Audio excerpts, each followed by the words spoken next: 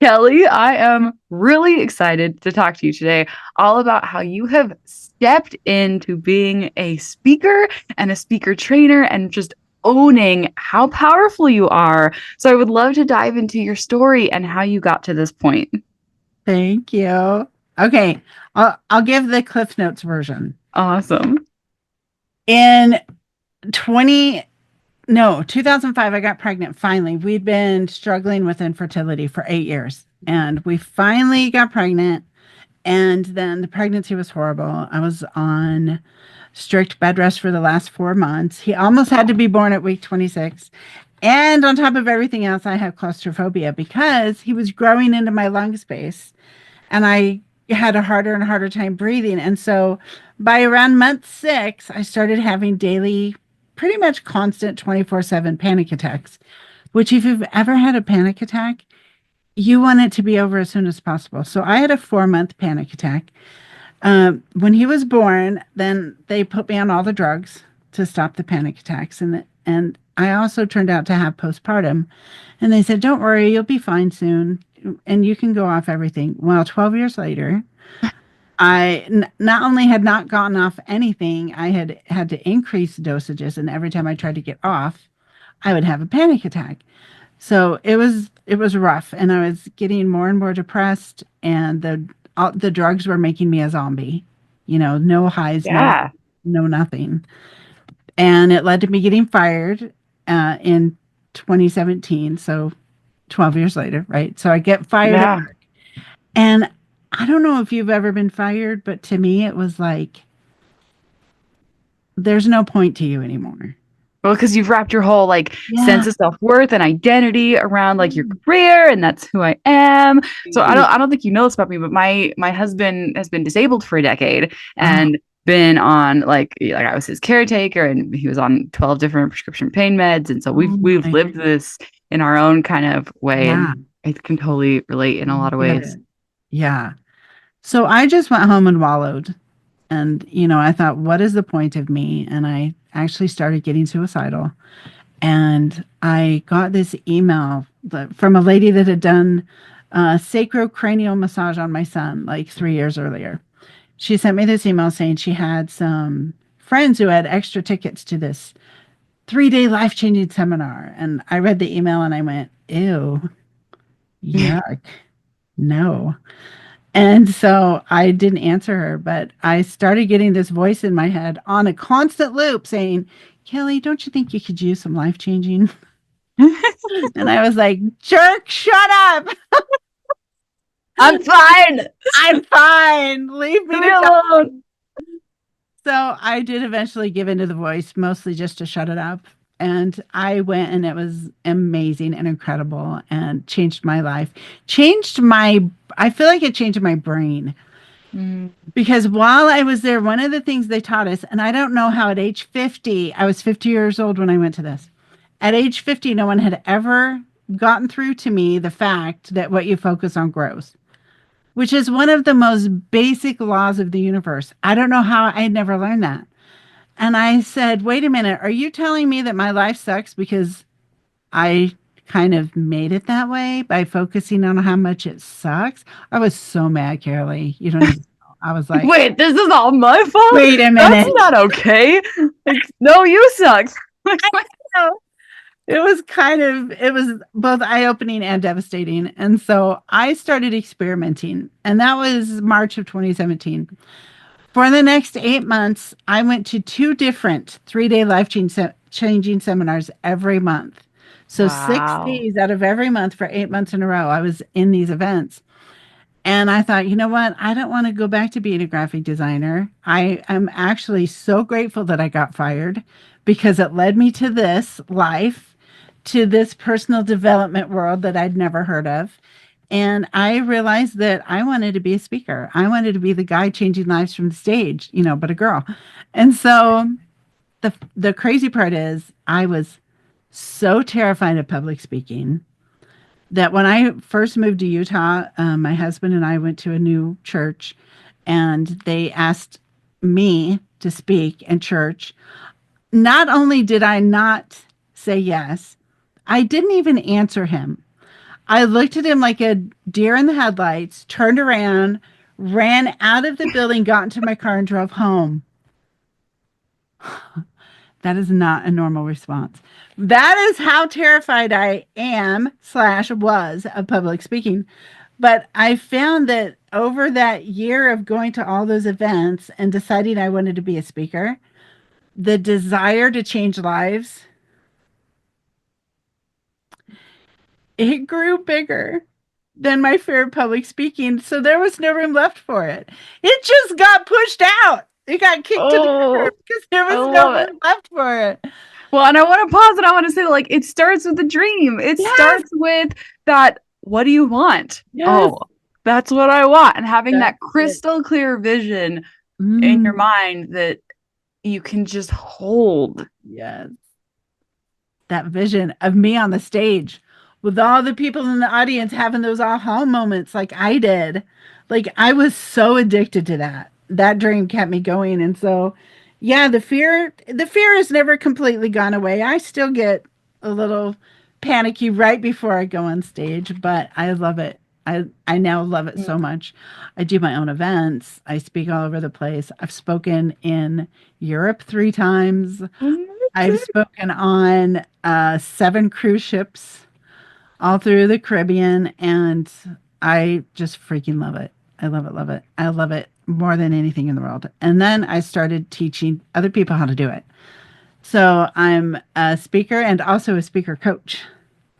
So Amazing. my whole world is speaking now, which is so funny because 8 years ago, if you said that I would not only be a speaker, but I'd be teaching other people to speak, I would have laughed my butt off in your face. Amazing. So what was your biggest hurdle? What was your biggest piece of resistance that you had to face to maybe get up on stage the first time? Yeah, I very clearly remember the first time too, because it was terrifying. Um, I think with me, the hardest part has been feeling good enough. Because A, who am I? I just learned all this stuff a few years ago. Who am I to get up and speak about it? And honestly, am I too fat to be on stage? Are people going to look at me and go, oh my gosh, I cannot even listen to her? And I actually had an experience. This is so weird. 2 years ago, a man came up after me from the audience and he said, I've got something really weird to tell you. And I'm sorry, but I feel like I need to tell you this. I was like, okay. And he goes, you know, normally I can't listen to people that look like you. That's how he started. Wow. Normally I can't listen to people that look like you, because I just don't understand how. I just don't understand that lifestyle because I'm a runner. I run marathons. I eat really healthy. I take really good care of myself. So when you got up, I was ready to check out because you're so overweight and obviously not in shape at all. And I was like, okay, where's this going? I'm trying to be nice, trying to accept it. Thanks for your input, man. Right? So then he goes, but you changed my life. You changed my heart. And I found myself hanging on every word you said. And you are one of the most amazing speakers I've ever heard in my life. And I just wanted to tell you that you changed my perspective on people. So yes, it is a thing. People will maybe not take you seriously if you're overweight on stage, but then some people, you change their paradigm. So, That's incredible. And I think you don't know this about me either. So I had weight loss surgery during COVID. So I used to be 100 pounds heavier. wow. And I dreamed of like singing on stages my Yeah. whole life. And I was like, nope, I'm too fat. No one will ever listen to me Yeah. ever. And so instead of doing what I wanted to do, I studied opera for like Yeah. 20 years because I was like, well, I'm a fat girl. They'll listen to me if I sing opera. And then I Right? was like, I actually don't even like listening to opera. Why am I That singing is opera? neat. And yeah, it's been a whole thing with the weight loss surgery. And then you think you're gonna lose weight and be a skinny person, and you don't. You just become like a melted ice cream cone. And then you're like, no, actually, my confidence plummeted instead of Oh becoming no. better. And it's a whole thing. But I talk about, weight on my show all the time because it's been Yeah. such a massive part of my journey of like feeling like nobody will like me because of how I look and how much of a barrier that was for me in my journey. Yeah. But you know what? Somebody said something to me that just gave me a paradigm shift. Who's representing all the women out there with a message that feel like they are not physically able to get up on stage because everyone will judge them? There's nobody to represent them because all the famous speakers are skinny and gorgeous. So, you know what? You're out there paving the way for the girls with normal bodies or more than normal bodies. Right. So I was like, well, that's a really good point. So I've Yeah. had some struggles with it, but I've had some really good validation too. That it really your message matters more than the size of your body. And you never know who you're helping when No, you you get don't. up there just being who you are, Yeah, no matter what you look like. right? There is someone else who relates to your story. Yeah. And you're giving people permission to follow their dreams, no matter what they look like. Yeah, and to be themselves. Yeah. That's amazing. Stuff. So, how do you help other speakers to get out of their own way and get up on stages? You know what's funny? I started out as a life coach. So when I first went to those events, the first thing I did was get certified as a life coach and Mhm. enrolled in a year-long speaker training program. And I feel like probably 50% of what I end up having to help people with is the fear Yeah. and the mindset and the limiting beliefs. And so I kind of feel like I'm the world's best speaking coach because I have all my life coach skills for the breakthroughs they need Yep. and then the speaking skills to get them better at speaking. So, yeah, I do a lot of breakthroughs with my clients. I am So, constantly amazed at how all of these, I don't know, self-improvement, like personal development concepts, like they all go hand in hand across so many things, across oh, building a business, yeah. across, learning how to podcast. Like, what is your message? What do you really want to share with the world? Who are you really? How do you Mhm. really want to represent yourself? Like, it Yes.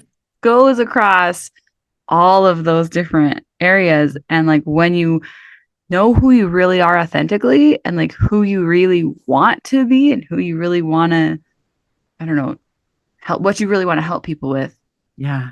What's It, your purpose? What mhm, your it, mission is. yeah. That's How do you help? really true. Yeah. When you go through personal development, you find this new version of yourself that you didn't realize was in there. And Mhm. then you want to share it with everybody. So personal development often leads to becoming a speaker or a podcaster or an author. It does Mhm. really all go hand in hand. Yeah, I love that. Pretty So awesome. if you had to answer, like, what is the first step? If somebody has that vision, they've seen you speak and they go, okay, I need that in my life. I need to be on stages. Oh Yeah. my gosh, I can't do that. What's the first, what's the first step in, cultivating that confidence and that courage Yeah. to getting on stage? Where do you even start?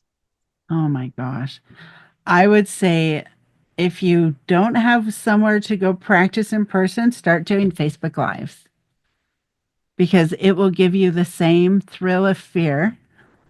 It will give you the same need to get clear on your message and it will grow your audience. And so if nothing else, start doing Facebook Lives. If you've got a Toastmasters near you, go to Toastmasters. I've been in Toastmasters since 2018 and my favorite thing is evaluating speeches since I'm a speaking coach, it's right up my alley. But man, it's such good practice if you just Right. go. I mean, it's a weekly thing usually. They're not all, Yeah. but Well, and I'm totally an advocate for Toastmasters, being that I'm like president of yes, right? chapter. They're everywhere. If you've never, I have come across a lot of people who have no idea what Toastmasters is, and it's an international speaking organization and it's No. international. So it's everywhere. You can go look it up online, Google it, find a local chapter, and you can just show up. You can, email whoever's on the website and you can just attend. And even if you just sit there and watch, Yeah. like that will You'll still literally, I learn. mean, I get inspired. Yeah. Every meeting I'm at, somebody's inspiring me with something. Yeah. Same here. Yeah, and you have the opportunity to practice. And one thing that I tell people at Toastmasters is like, this is your opportunity to get in front of people and mess up and just like practice doing it wrong so that Yeah. you can get used to being standing in front of people because no one's going to throw tomatoes at you. No, No it's one's going to hate safe you. We're all just space. like a huge loving family. Like we're all going to love you at the end of the day, even Yep. if you're terrible. And we're all going to just help you and love you into being a better speaker. Yes. I love it. It's like a playground for speakers. You're not gonna get in trouble. You're not gonna get booed Yeah. off the stage. Well, and you can start off really, really small just by standing in front of everyone and reading a quote. Yeah, seriously. That is probably the easiest, I think, for people to get started is to find Right. Toastmasters. Yep. I love it. All right. Tell us how we can find you and how we can follow you and work with you. Yay. My website is speakingcoachkelly.com. And Kelly spelled the normal way, Kelly. So I'm super easy to find. I'm on every platform. I have a YouTube channel, Speaking Coach Kelly. I'm on Facebook as Kelly K Walker. K is my middle name, Kaye. But if you search Speaking Coach Kelly, I'll probably come up on Facebook too. So yeah, I'm easy to find. Oh, Wonderful. and I have a free workbook to help Oh, you awesome. because what I hear all the time is I have so many stories, I don't know what story to share. So I made a workbook to help you figure out which stories to share when you give a speech. That's So you amazing. want the URL for that? Yes. It's speakingcoachkelly.com/workbook. Yes. Awesome. And we will put that in the show notes and everyone can Yes. go find it and work on your stories. I love the concept of having like a story bank where Yeah. you're listing out all the stories you have. And Yes. for me, if I just sit down and I'm like, okay, what are all my stories? I will draw a blank and I Oh will yeah. have no Totally. ideas. It Yeah. has to be like, I'll be in the shower or I'll be driving or I'll be mindlessly making dinner or something. Then I'll be like, oh, remember that one time Yeah, exactly. when the duck flew into our front yard? That was so funny. Oh, story. Let me write it down on my list on my Yes. phone. And then you can go plug it into Kelly's workbook and like formulate it into Definitely. something. But after you've written a couple words about it, then you're like, I remember it. I've got that Yeah. spark of an idea. Yeah. And I feel like once you remember one story, it kind of starts to open the floodgates. Right. Then it makes you remember another thing, and then all of a sudden they're all coming. But write Yeah. them all And down, please. yes. And if you're Write them all down. communicating, if you're doing this in a family setting, first of all, it's really great to do this with your kids and with your spouse and like parents because it's such a fun time. Yeah. And they'll remember things you didn't. Right. And then And you it can just fills start in putting them blanks. all. So Hmm. fun. Really fun. Amazing. This has been so much fun. Do you have Thank any like you. final pieces of wisdom to share with us? Don't be scared to share your message. Just do it. And if you can just do a Facebook Live, that's a great Yeah, start. Or just I a love it. post. Because if you're given a message, you were given it to share. So don't hog it. Yeah, Don't somebody needs hoard it. it. Somebody So- needs to hear it. I Yeah. love it so much. Thank you. This has been You're amazing. welcome.